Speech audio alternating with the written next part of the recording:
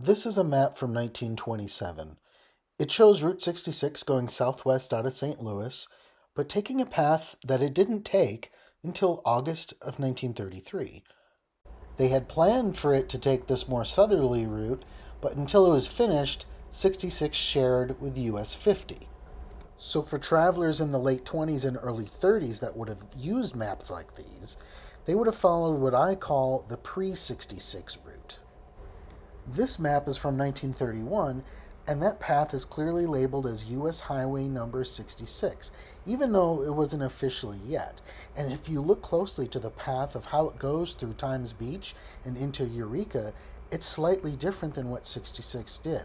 So this is really the pre-66 route that early travelers would have taken if they had followed maps such as these showing a more southerly route. This video is going to take you from Eureka to the ghost town of Times Beach using this pre-66 route. We're going to go eastbound because the road that exists through Times Beach is one-way eastbound. We will begin on East 1st Street in Eureka, just north of the downtown district, the old buildings and railroad tracks, and it makes sense that the original path would have went over here because that was the center of town. When 66 came through, it skirted north of Eureka just a bit, and a new business district developed up there. But this would have been the original road paralleling the railroad tracks.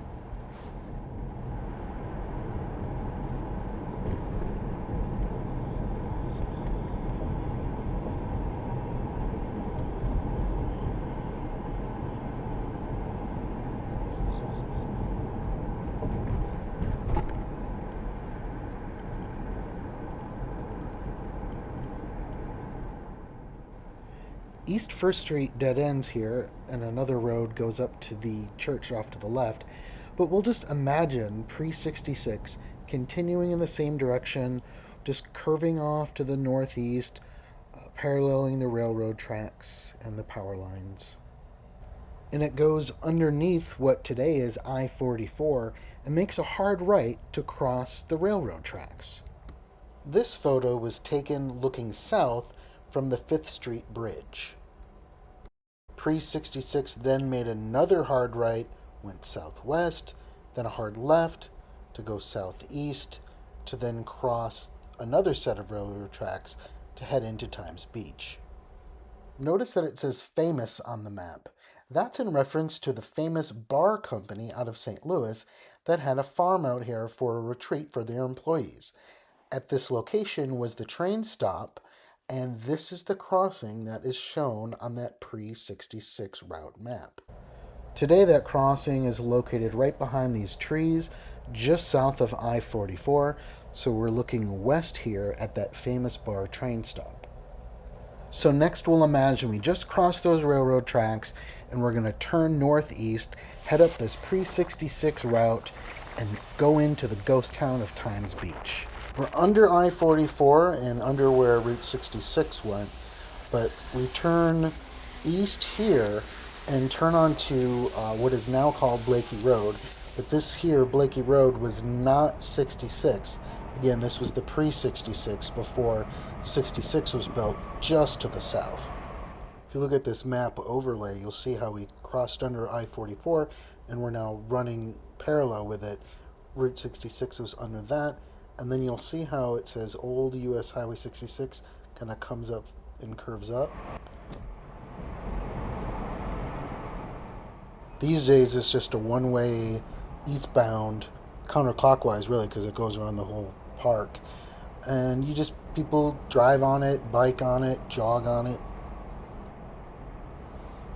So even in 1945, as you see on this map, what we call Blakey Road now, I don't know if that's what it was called then, just ran parallel with Route 66. And you can see as we're pulling up, there's used to be houses and things throughout here, but it's a ghost town these days. And if you don't know the history of Times Beach, it's really sad. I won't get into it now, but you should definitely look up why it became a ghost town, why it was evacuated. And it's also a namesake of a Frank Zappa composition for a woodwind quintet, uh, and he was inspired by, maybe not inspired by that story, but it was in reaction to that story that he wrote this piece called Times Beach. Even though it's a sad story and one that should frankly make you angry, I will take inspiration from this space and make Times Beach a part of my 66 Ghost Towns movement.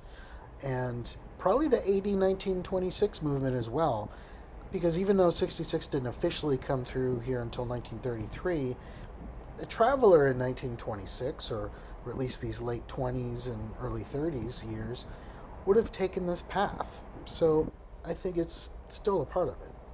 And looking at the landscape, I'll take inspiration for the Among the Trees movement as well.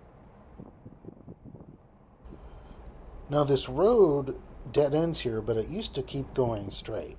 But once Route 66 was built, it came to a dead end, and then Route 66 sort of curved around it. So we'll end the video here, but we'll take a quick look back westbound up what actually was 66. Thank you for joining me on my journey through Times Beach and my journey in getting inspiration for the Route 66 suite. If you're interested in this sort of thing, subscribe to my Patreon at patreon.com/Route 66 suite. I have videos on all sorts of ghost towns, early alignments, and all the things that I'm finding inspiration for my music.